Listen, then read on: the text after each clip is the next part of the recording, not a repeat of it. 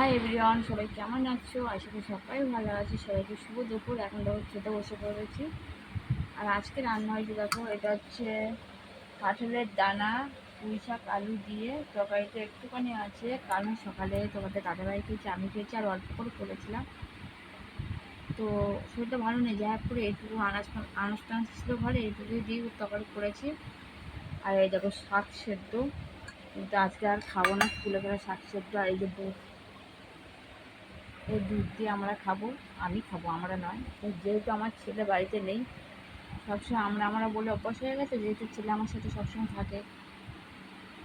তো ছেলেও ঠাম্মার সাথে একটা নেমন্তন্ন বাড়ি গেছে খেতে, কালকে রাত্রেও একটা নেমন্তন্ন বাড়ি গেছিলো ঠাম্মার সাথে, আবার আজকে গেছে।